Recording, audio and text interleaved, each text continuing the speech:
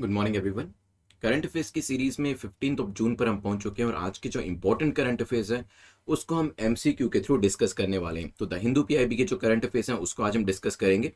This is brief introduction about me. My name is Prince Luthra, all India rank 577 from UPSC CSC 2014 batch. और आपके जो भी doubts होते हैं आप @prince_लूथरा पे मुझे भेज सकते हैं।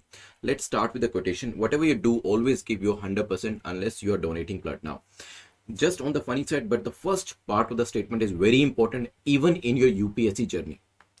तो यहां पर देखिए, आपके पास वेरियस अटेम्प्ट्स होने वाले हैं, बट यहां पर ये चीज हमेशा ध्यान रखिएगा कि बहुत बार अगर आप पीछे मुड़कर भी देखते हैं जो आपके एग्जाम्स स्कूल टाइम में हुए या फिर जो भी आपके कंपटीशन स्पोर्ट्स को लेकर या अदरवाइज भी कल्चरल एक्टिविटीज में आपने पार्टिसिपेट किया या फिर कॉलेज में जो आपका एग्जाम हुआ, तो कई बार हमें लगता है कि यार काश मैं वहां पर कुछ एक्स्ट्रा एफर्ट कर लेता, मेरे पास टाइम भी था, अगर मैं ये चीज़ एक्स्ट्रा कर लेता या एक एक्स्ट्रा दिन को मैं सही तरीके से यूज़ करता या फिर मैं कुछ जो टाइम है जो मैंने दूसरी एक्टिविटीज़ में एलोकेट किया वो नहीं करता तो मेरी परफॉर्मेंस अच्छी हो सकती थी। ऐसा सभी को फील होता है ना। ये चीज़ एक बार जब आपका इवेंट जो होता है, जो आपका एग्जाम होता है, उसके बाद इस तरीके से फील होना, वो कहीं ना कहीं एक तरीके से नेगेटिव रोल प्ले करता है, बिकॉज अब आप वापस पास में नहीं जा सकते। लेकिन जो प्रेजेंट है, आज का जो दिन है वो आपके हाथ में है, तो वहां पर आपको अपना 100% देना है। Every day you need to assure कि आप अपना 100% दे रहे हैं या नहीं दे रहे हैं, और इसका आंसर और कोई भी नहीं दे सकता, सिर्फ आप दे सकते हैं। एंड ड्यूरिंग योर प्रिपरेशन अगर आप अपना 100% डेली बेसिस पे इंश्योर करते हैं, ऐसा हो ही नहीं सकता है कि एग्जाम क्रैक ना हो। So your duty and your responsibility is only just to make sure कि एवरी डे में हर चीज जो आप यहां पर यूपीएससी के लिए कर रहे हैं, चाहे वो कोई भी सब्जेक्ट की तैयारी कर रहे हो, जब आप इवन आंसर भी लिख रहे हैं, मॉक टेस्ट को अटेम्प्ट कर रहे हैं, even while watching this video you are supposed to give your 100%। आपको अपना 100% देना है, किसी भी चीज के अंदर लीनियंसी यहां पर नहीं बरतनी है। चलिए यहां से आगे बढ़ते हुए चलते हैं, जो टॉपिक्स हैं आज के देख लेते हैं। तो एनविजन मिशन के बारे में डिस्कशन होगा हमारा आज, उमलिंग लॉ को देखेंगे, रामकृष्ण मिशन के बारे में डिस्कशन करेंगे, आईडेक्स इनिशिएटिव क्या है इसके बारे में जानेंगे, Operation Olive, Operation Ridley turtle के बारे में भी जानेंगे, रेयर अर्थ एलिमेंट्स के बारे में डिस्कशन करेंगे। 2 क्वेश्चन हमारे यहाँ पर होने वाले हैं, G7 कंट्रीज को लेकर भी 2 क्वेश्चन आज हम डिस्कस करेंगे। अगर आपको नोटिफिकेशन मिल रहा है यूट्यूब की तरफ से, बहुत अच्छी बात है। अदरवाइज आपको बेल आइकन को प्रेस करके डबल यहाँ पे ऑल बटन को प्रेस करना पड़ेगा, सो दैट सारे नोटिफिकेशंस आप तक पहुंचे। These are the various categories जिसको आप ज्वाइन कर सकते हैं, and these are the revision videos जो कि आपकी स्क्रीन पे बार बार शो होंगे और उनको आपको करना है। करने का तरीका यही है, इसे स्टार्ट करिएगा और मेरे आंसर देने से पहले आंसर को आप यहां पर सोचिएगा ABCD में से कौन सा हो सकता है, और फिर आंसर भी सुनिएगा और उसकी एक्सप्लेनेशन भी सुनिएगा। ये आप ही की रिक्वेस्ट पे जो रिवीजन वीडियोस हैं लाए गए हैं, सो दैट जब तक एग्जाम आता है तब तक कोई भी चीज आप भूले ना, क्योंकि 10 MCQs आपने आज करे, अब इसको हो सकता है आपको रिवाइज करने का टाइम मिले, हो सकता है ना मिले, लेकिन यहाँ पे जो वेरी स्मॉल 2 से 3 मिनट के, कई बार 1 मिनट का भी ये जो वीडियोज हैं ये आपको प्रोवाइड किए जा रहे हैं, सो दैट रिविजन आपकी अच्छे से हो जाए। द हिंदू एनालिसिस को भी आई होप आप फॉलो कर रहे होंगे, इसे करते रहिएगा। यहाँ पर भी एक एमसीक्यू का जो सेगमेंट है, क्योंकि मेंस और इंटरव्यू का क्वेश्चन आपको मिलता है, एक एमसीक्यू का जो सेगमेंट है वो भी यहाँ पर ऐड किया गया है। जल्दी से अपने टारगेट को सेट करें, कितना आप स्कोर करने की यहाँ पर कोशिश करेंगे और फिर देखेंगे लास्ट में आप कितना स्कोर कर पाते हैं। कट ऑफ जो रखी गई है वो 6 मार्क्स की रखी गई है, मतलब 6 से ज्यादा आपको स्कोर करना है to be in the safe zone. Less than 6 में आपको दोबारा से यहाँ पे रिवाइज तो करना ही है, लेकिन सभी लोगों के लिए जब सेकंड टाइम आप वीडियो देखेंगे अपने नोट्स जरूर बना लीजिएगा, because notes will help you in clearing this examination जब आप रिवाइज करते हैं एग्जाम से जस्ट पहले। चलिए शुरुआत करते हैं आज के पहले क्वेश्चन को लेकर। एनविजन मिशन किससे एसोसिएट करता है? क्या ये नासा से करता है, ESA European Space agency, Japanese agency से, या फिर इंडियन एजेंसी इसरो से डील करता है? टाइम मैंने आपका यहाँ पर स्टार्ट कर दिया है, सोचिए इसके बारे में क्या आंसर होगा, फिर हम यहाँ पर डिस्कशन इसका करने वाले हैं। तो क्या होगा यहाँ पे आंसर? सो यस, यहाँ पे नासा के फुटस्टेप को यूज करते हुए जो यूरोपियन स्पेस एजेंसी है ESA, उसने अनाउंस किया है that it has selected EnVision as its next orbiter, जो कि वीनस को विजिट करेगा समवेयर इन 2030 2030 के आसपास। तो ये जो पूरा मिशन है किसके द्वारा अडॉप्ट किया गया है? यूरोपियन स्पेस एजेंसी के द्वारा। तो बी आपका यहाँ पर करेक्ट आंसर हो जाएगा, क्योंकि नासा जो है वो भी यहाँ पर वीनस को स्टडी कर रहा है। नासा किसके द्वारा कर रहा है जल्दी से बताएं मुझे, कुछ दिन पहले हमने डिस्कस किया था। वीनस जिसको कि ट्विन प्लैनेट भी कहा जाता है अर्थ का, क्योंकि साइज की बात करें तो वीनस जो है इसका साइज अर्थ के ऑलमोस्ट बराबर है। ठीक है, चलिए तो आंसर हो जाएगा यहाँ पर बी। आप मुझे ये भी बताइएगा कि वीनस का जो एक दिन होता है वो अर्थ के कितने दिन के बराबर होता है? Why am I asking this question? क्योंकि वीनस को लेकर अभी कुछ प्रोग्राम्स हमने कुछ दिन पहले डिस्कस करे थे और वहां पर मैंने आपको बताया भी था कि वीनस का एक दिन अर्थ के कितने दिनों के बराबर होता है। और ये चीज एग्जाम से पहले अगर आपको पता चले कि एक दिन वीनस का आपके पास है और अर्थ के ऊपर आपको उतने नंबर ऑफ अर्थ डेज मिले तो डेफिनेटली तैयारी बहुत अच्छी हो जाती है। ये भी मैंने आपको सिर्फ याद करने के पर्सपेक्टिव से एग्जांपल देके समझाया था। चलिए, तो ध्यान रखिएगा, यूरोपियन स्पेस एजेंसी जो है वो इसके अंदर शामिल है। वीनस के पास कोई मून्स नहीं है और इसे ट्विन प्लैनेट कहने का जो रीजन है वो भी यहां पर दिया गया। अगर आप ध्यान से देखेंगे तो साइज की बात करें, मास की बात करें, एवरेज डेंसिटी की बात करें तो वीनस की नियर अबाउट अर्थ के बराबर ही होती है। सेकंड प्लैनेट होता है क्योंकि पहला मरकरी है, फिर आपका वीनस आता है, फिर आपका अर्थ आता है। ठीक है, साथ ही साथ सबसे ब्राइटेस्ट प्लैनेट भी इसे कहा जाता है। चलते हैं यहां से आगे बढ़ते हुए उमलिंगला के बारे में जान लेते हैं। यहाँ पे उमलिंगला इज लोकेटेड एट, कहां पर लोकेट करता है उमलिंगला? अभी न्यूज में था, लद्दाख में है, जम्मू में है, कश्मीर में है, या फिर नन ऑफ द अबव। सोचिए इसके बारे में, लोकेशन के बारे में बताइएगा। अभी रक्षा मंत्री ने एक पहली first ever solo women motorcycle expedition जो है वो यहां पर फ्लैग ऑफ करी है, इसी वजह से ये न्यूज में थी। ये जो पर्टिकुलर जगह है ये आपकी बेसिकली जो ये फ्लैग ऑफ किया गया है, ये जो कंचन उगुर संधि से लेकर उमलिंगला पास जो कि लद्दाख के अंदर है वहां तक ये पूरा मोटरसाइकिल का एक्सपीडिशन जाएगा और फिर उमलिंगला पास से वापस ये कहां पर आएगा? उगुर सांदी तक। ठीक है, तो यहां पर आंसर क्या हो जाएगा? Ladakh is the correct answer. Umling La pass located at the altitude, काफी ऊंचाई पे, 19,300 फीट, काफी ज्यादा ऊंचाई पे है। ठीक है, and overtaken Khardungla pass to become the highest motorable road in the world. ठीक है, तो उमलुंगला पास जो है काफी ज्यादा, ऑलमोस्ट 20,000 फीट की ऊंचाई कह सकते हैं, वहां पर लोकेट करता है और highest motorable road in the world यहां पर लोकेट करती है, जहां पर ये जो सोलो विमेन मोटरसाइकिल एक्सपीडिशन जो है उनको यहां पर कंडक्ट किया जा रहा है। The construction of this road has been achieved by, किसके द्वारा करी गई होगी? डेफिनेटली बीआरओ के द्वारा, ब्रो के द्वारा, बॉर्डर रोड ऑर्गेनाइजेशन के द्वारा, as a part of project, किसके अंतर्गत करी गई थी? प्रोजेक्ट हिमंग। जो प्रोजेक्ट हिमंग था उसके अंतर्गत ये रोड जो थी बनाई गई थी। Umlingla pass stretching to a distance of almost 86 kilometre में ये फैला हुआ है, जो कि कनेक्ट करता है एक तरफ से चिसोमल को या डैमचोक विलेजेस के साथ। ठीक है, तो वेरियस एरियाज को इसके अंदर कनेक्ट किया गया। Both this villages they lie in very close proximity to Indo China border. अगर आप देखेंगे चाइनीज भी जो है अपने बॉर्डर के उस तरफ काफी ज्यादा सेटलमेंट्स कर रहे हैं और वही चीजें इंडिया की तरफ भी करी जा रही हैं। तो आंसर क्या हो जाएगा?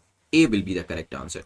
तो ध्यान रखिएगा उमलिंगला पास के बारे में। यहां से आगे बढ़ते हुए चलते हैं नेक्स्ट टॉपिक के ऊपर। नेक्स्ट टॉपिक जो है आपका हिस्ट्री से है, लेकिन इसके बारे में न्यूज थी, that's why we are discussing about it now. Ramakrishna Mission किसके द्वारा फाउंड किया गया था? रामकृष्ण परमहंस के द्वारा, स्वामी विवेकानंद, स्वामी सहजानंद या स्वामी श्रद्धानंद। अभी प्राइम मिनिस्टर मोदी जो है उन्होंने अपनी ग्रीफ एक्सप्रेस करी है over the demise of Swami Shivamayananda ji Maharaj, vice president of Ramakrishna Math and mission. तो उनकी यहाँ पर जो देहांत है वो हुआ है, उसकी वजह से ये न्यूज जो थी वो हमें देखने को मिली और यहाँ पर रामकृष्ण मिशन जो है उसके बारे में जानने को और भी ज्यादा चीजें मिली। ठीक है, तो यहाँ पे रामकृष्ण मिशन के बारे में जल्दी से मुझे बताएं कि क्या आंसर होगा? रामकृष्ण परमहंस, स्वामी विवेकानंद, सहजानंद या फिर स्वामी श्रद्धानंद। चलिए, तो करेक्ट आंसर यहाँ पर है स्वामी विवेकानंद। बी हमारा यहाँ पर करेक्ट आंसर हो जाएगा। रामकृष्ण परमहंस के डिसाइपल थे, फेवरेट स्टूडेंट थे, जिन्होंने रामकृष्ण मिशन की स्थापना करी थी। ध्यान रखिएगा, रामकृष्ण परमहंस से कंफ्यूजन हो सकता है कि हो सकता है उन्होंने ये बनाया हो, बट उनके स्टूडेंट के द्वारा ये बनाया गया था। चलिए, यहां से आगे बढ़ते हुए चलते हैं, क्वेश्चन नंबर 4 को देख लेते हैं। IDEX initiative is launched by. Question number 4 कहता है आईडेक्स इनिशिएटिव किसके द्वारा लॉन्च किया गया? एमएचए के द्वारा, डिफेंस मिनिस्टर, प्राइम मिनिस्टर या फिर किसी और ही बॉडी के द्वारा?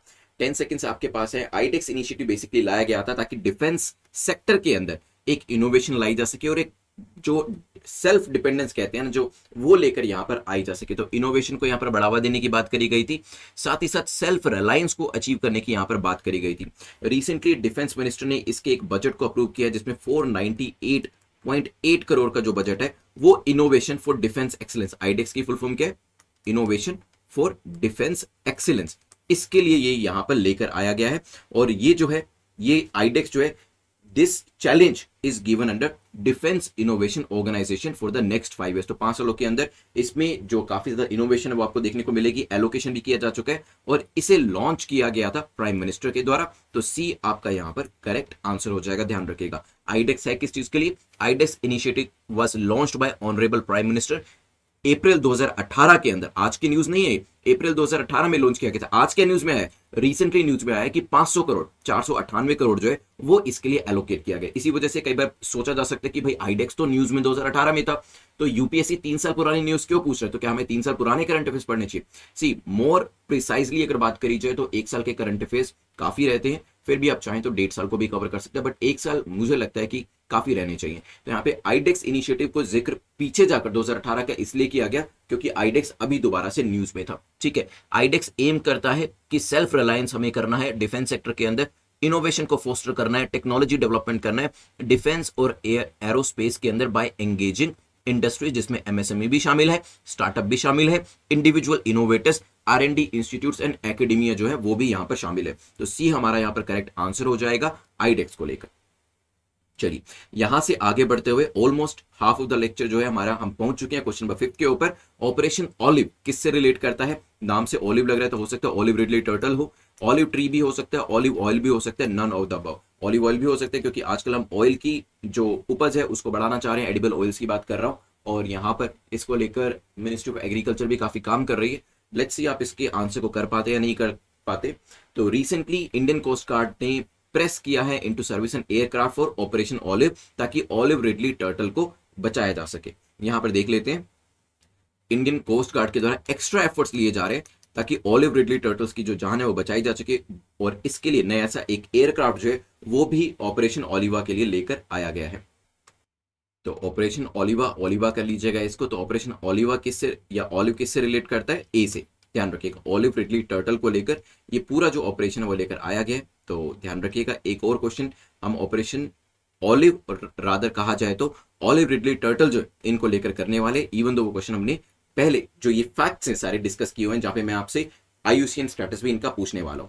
क्रैक यूपी से एग्जाम इन 200 डेज की सीरीज आपके पास अवेलेबल है for the day wise preparation, जिसमें आप डेली बेसिस पे वीडियोस को कंप्लीट करके अपनी जो तैयारी है वो कर सकते हैं। इवन जो लोग 2021 के लिए भी तैयारी कर रहे हैं वो भी क्रैश कोर्स के तौर पे क्रैक यूपी से एग्जाम इन 200 डेज की सीरीज के अंदर एनरोल करा सकते हैं, क्योंकि 200 डेज को कवर करना अभी भी आप इजीली कर सकते हैं। इसके अंदर 2 to 2.5 आवर आपको डेली देना होता है, जिसमें आप कोशिश करिएगा कि जो आपके असाइनमेंट्स के तौर पे वीडियोस दिए गए हैं उसे देख लीजिएगा, साथ ही साथ आप क्या करेंगे, जो एमसीक्यूज दिए हैं वो देख लीजिएगा, वो प्रैक्टिस जरूर करिएगा, ऑल इंडिया लेवल पे अपनी परफॉर्मेंस को मेजर करिएगा, मॉक टेस्ट जो है वो भी यहाँ पर अटेम्प्ट करिएगा, जो मेंस के क्वेश्चंस हैं उसके आंसर आप चाहें तो लिखिएगा भी, नहीं तो उसे प्रीलिम्स के बाद भी लिख सकते हैं। चलिए यहां से आप exam.netmock.com पर जाकर इस कोर्स को आप सब्सक्राइब कर सकते हैं।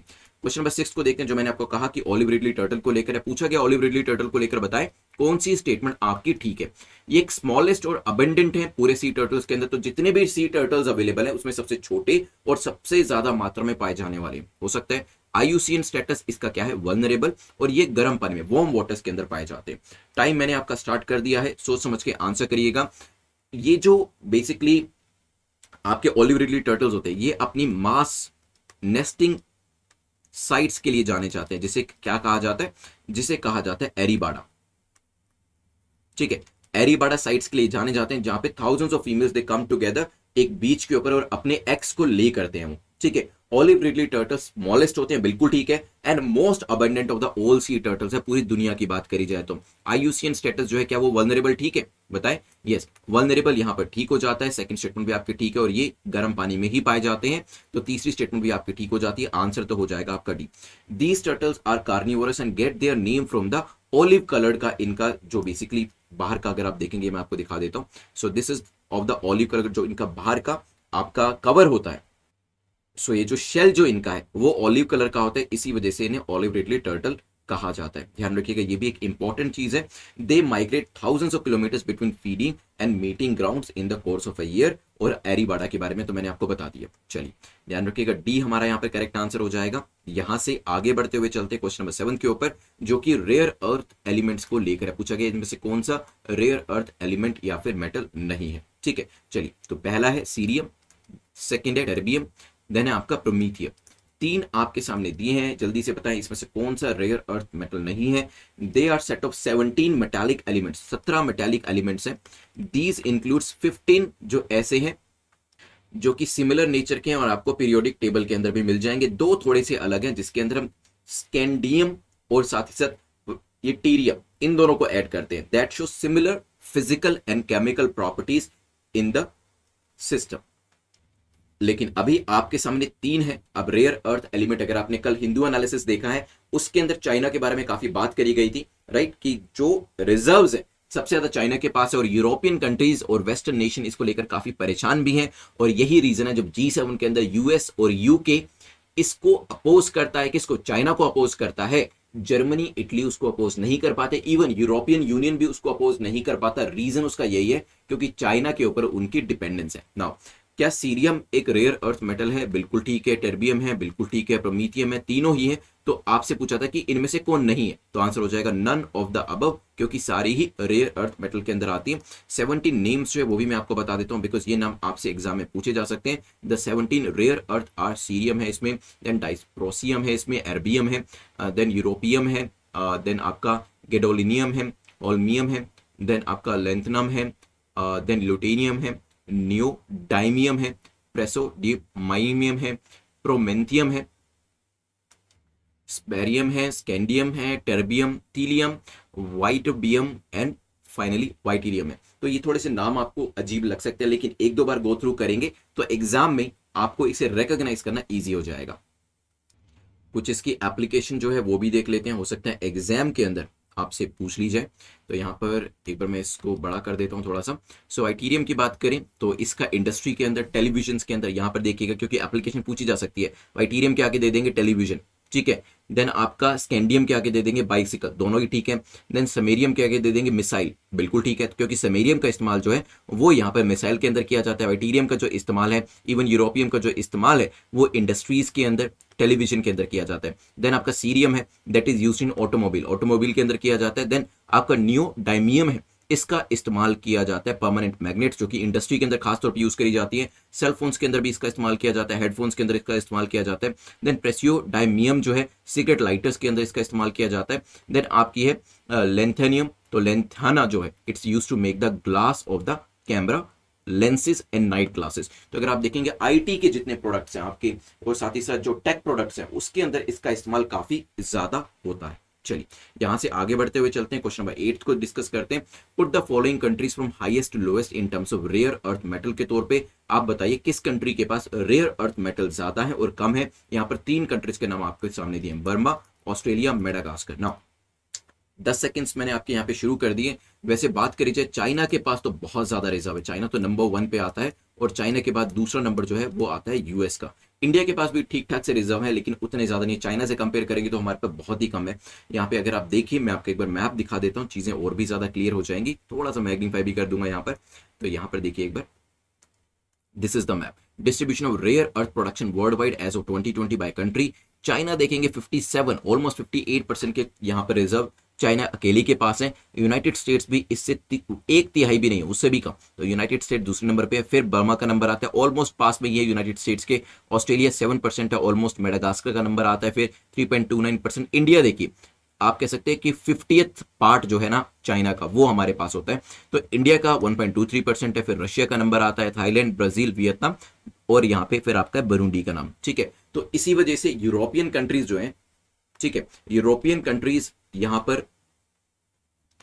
और खासतौर पे यूरोपियन यूनियन यहां पर घबराती है। इवन तो यूनाइटेड स्टेट्स उनके ऊपर प्रेशर डालता है, लेकिन चाइना को फिर भी अपोज नहीं किया जाता, बिकॉज उनको पता है कि उसके बाद क्या होगा, रेयर अर्थ मेटल्स का जो एक्सपोर्ट है वो चाइना के द्वारा हो सकता है रोक दिया जाए। अगर आप देखेंगे, बर्मा जो था कितने नंबर पे था, 3रे नंबर पे था, ऑस्ट्रेलिया 4थे नंबर पे था, मेडागास्कर 5वें नंबर पे था, फिर इंडिया का नंबर था। तो ये ऑलरेडी आपको सीक्वेंस के अंदर दी गई है। तो आंसर क्या हो जाएगा आपका, A will be the correct answer. China की जो डोमिनेंस है उसको ध्यान में रखना पड़ेगा, क्योंकि कुछ लोगों ने यह भी कहा है कि अगर हम अपनी ई वेस्ट को रिसाइकल करना शुरू करें तो उसमें से ही काफी सारी ये मेटल्स जो है वापस हमें मिल जाएंगे, जिसका हम इस्तेमाल कर सकते हैं, और हमारी डिपेंडेंस जो है वो दूसरे देशों के ऊपर कम करी जा सकती है। खासतौर पर यूरोपियन कंट्रीज के अंदर कहा गया था कि अगर आप रिसाइकल अच्छे से करते हैं तो 30% डिपेंडेंस आपकी चाइना के ऊपर से खत्म हो सकती है। चलिए यहां से आगे बढ़ते हुए चलते हैं, क्वेश्चन नंबर 9 को देख लेते हैं, जो कि पूछ रहा है which of the following statement is और are correct about G7। G7 को लेकर कौन सी स्टेटमेंट आपकी यहां पर सही है। It is an intergovernmental organisation that was formed in 1975, इसे 1975 के अंदर बनाया गया था। Second, all the G7 countries are part of G20, हो सकता है G7 हेडक्वार्टर जो है वो जेनेवा स्विट्जरलैंड के अंदर है। मैं टाइम आपका स्टार्ट कर देता हूं, सोच समझ के आंसर करिएगा। क्या ये इंटर गवर्नमेंटल ऑर्गेनाइजेशन है और क्या 1975 में बनाया गया था? देखिए जो ब्लॉक है it meets annually to discuss the issue of common interest, जैसे कि इकोनॉमिक इश्यूज जो होते हैं उसको डिस्कस करने के लिए एनुअल तौर पे ये मिलता है, ठीक है। और इसमें ग्लोबल जो गवर्नेंस के इश्यूज होते हैं उसके बारे में डिस्कशन किया जाता है, तो इकोनॉमिक इश्यूज को डिस्कस किया जाएगा, सिक्योरिटी इश्यूज को डिस्कस किया जाएगा, इसके साथ साथ एनर्जी पॉलिसी इशू को यहाँ पर डिस्कस किया जाता है। तो ये कुछ इंपॉर्टेंट एरियाज है जिसके ऊपर डिस्कशन यहाँ पर किया जाता है। G7 कंट्रीज जो हैं उसके बारे में बात करी जाए तो यूके हुआ, Canada, France, Germany, Italy, Japan, US इसके अंदर शामिल है। कभी रशिया भी हुआ करता था लेकिन फिर क्रीमिया के एनेक्सेशन की वजह से 2014 के अंदर उन्हें एग्जिट कर दिया गया था। Now is it an inter governmental organisation? बिल्कुल ठीक है, इसे 1975 में इसका गठन किया गया था, इंटर गवर्नमेंटल ऑर्गेनाइजेशन है और ब्लॉक ये हर साल मिलता है, ये ध्यान रखिएगा। चलिए अगर मैं आपसे पूछूं क्या G7 कंट्रीज जितनी भी हैं क्या वो G20 का पार्ट है, यस और नो, ये मुझे आंसर करिएगा। मीनवाइल मैं आपको क्वेश्चन का आंसर भी बताता हूं और फिर मैं आपको बताऊंगा कि क्या सभी G7 कंट्रीज G20 कंट्रीज का पार्ट है। मतलब अगर G20 एक आउटर सर्कल, एक बिगर सर्कल है तो G7 एक स्मॉलर सर्कल है। देखते हैं इसके बारे में भी। चलिए तो all the G7 countries are part of G20, बताएं। Yes, so this statement is also correct. जितनी भी G7 कंट्रीज है वो आपकी G20 कंट्रीज का पार्ट है। इसका हेडक्वार्टर क्या जेनेवा स्विट्जरलैंड के अंदर है? सोचिए।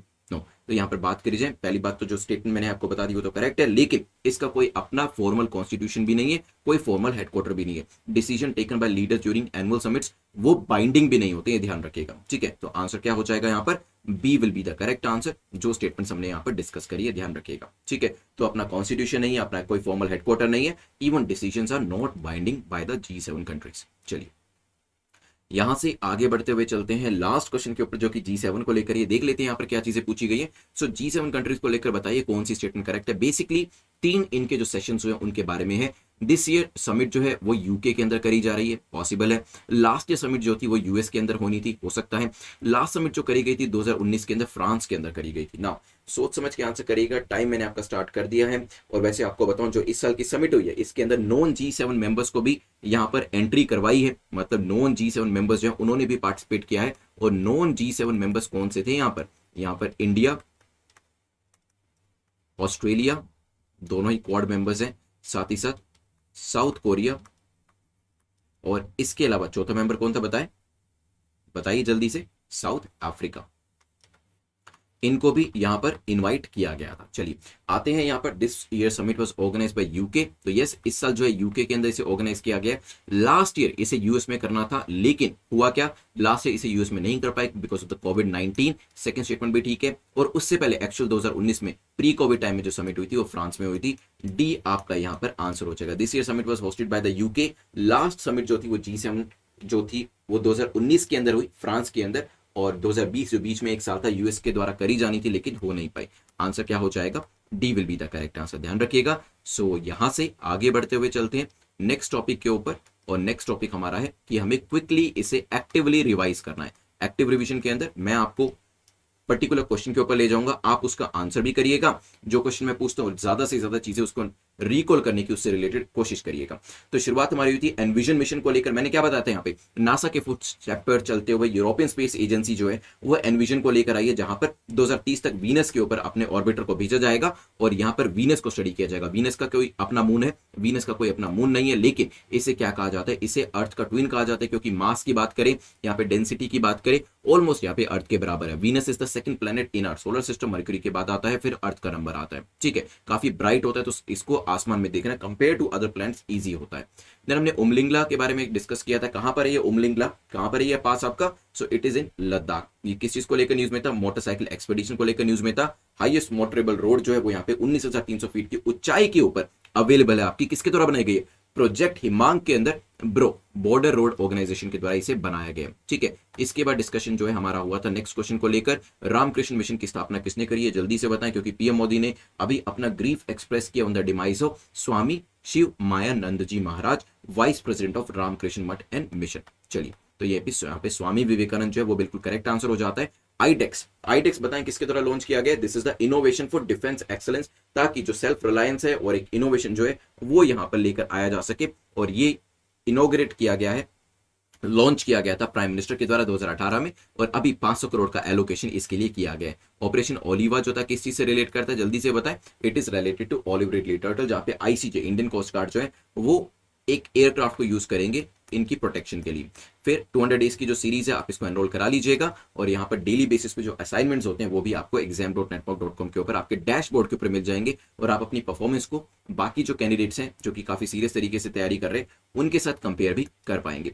देन ऑलिव रिडले टर्टल को लेकर डिस्कशन हुआ, आईयूसीएन स्टेटस जल्दी से बताएं। स्मॉलेस्ट एंड अबेंडेंट इनको माना जाता है, वार्म वाटर के अंदर रहते हैं और थाउजेंड्स ऑफ किलोमीटर तक ये पूरे साल के अंदर ट्रैवल करते हैं। मास नेस्टिंग साइट को एरिवाडा कहा जाता है, आईयूसीएन स्टेटस इनका वल्नरेबल है। ऑलिव कलर का इनका शेल होता है, इसी वजह से ऑलिव रिडले टर्टल कहा जाता है। रेयर अर्थ एलिमेंट की बात करें तो यहाँ पे पीरियोडिक टेबल के अंदर 15 आपको यहाँ पे मिल जाएंगे। दो आपके नेचर अलग होता है, जिसमें हमने स्कैंडियम और आइटीरियम के बारे में बात करी थी, और यहाँ पर अगर आप देखेंगे दीज आर द 17, किसी एक का नाम भी लिखेंगे तो चलेगा, बाकी एक एक करके सभी स्टूडेंट्स नाम लिख देंगे तो 17 पूरे भी हो जाएंगे और आप लोगों को याद भी हो जाएंगे। वैसे देखा जाए मिसाइल से लेके आपके जो साइकिल के फ्रेम्स होते हैं, लाइटर होते हैं, मोबाइल फोन्स होते हैं, टेलीविजन होते हैं, वहां पर इवन जो आपके मोटर व्हीकल्स होते हैं वहां पर भी इसका इस्तेमाल किया जाता है। सबसे ज्यादा जो आपके रेयर अर्थ मेटल है कहाँ पाए जाते हैं बताइए जल्दी से। अगर हम बात करें पहले नंबर पे कौन है, दूसरे पे, तीसरे पे, चौथे पे, पांचवें पे, छठे पे, कुछ शुरू के 3-4 नाम याद होंगे तो अच्छे से आंसर मेंस का भी लिख पाएंगे अगर इसके ऊपर क्वेश्चन पूछा जाता है। तो चाइना से बात शुरू होती है और फिर जाती है यूनाइटेड स्टेट्स के ऊपर, उसके बाद नंबर आता है हमारे जो कंट्रीज के नाम मैंने आपको दिए थे, जिसमें आपका क्या शामिल था, Burma, then Australia, Madagascar, India, Russia, Thailand है, ब्राजील है, देन आपका वियतनाम एंड बुरुंडी है। चलिए G7 के बारे में बात करें तो जल्दी से मुझे बताएं इसका हेडक्वार्टर कहां पर है। All the G7 countries are part of G20, ये भी ध्यान रखिएगा। 1975 में इंटर गवर्नमेंटल ऑर्गेनाइजेशन के तौर पे इसे बनाया गया था। हेडक्वार्टर नहीं है, कॉन्स्टिट्यूशन कोई फॉर्मल नहीं है, और साथ ही साथ लास्ट चीज जो बताई थी आपको मैंने वो थी कि यहाँ पे जो डिसीजन होते हैं they are not binding in nature. Last में हमारा डिस्कशन हुआ था, जल्दी से बताएं 2019 की मीटिंग का हुई थी, क्योंकि 21 की तो यूके के द्वारा करी गई है, लास्ट ईयर यूएस में होनी थी, वो कैंसिल हो गई। और आज इस बार की जो मीटिंग है इंडिया, ऑस्ट्रेलिया, साउथ कोरिया को भी यहाँ पर गेस्ट कंट्री के तौर पे बुलाया गया था। लास्ट ईयर यूएस के अंदर होनी थी, नहीं हो पाई, 2019 के अंदर फ्रांस के अंदर इसे कंडक्ट कराया गया था।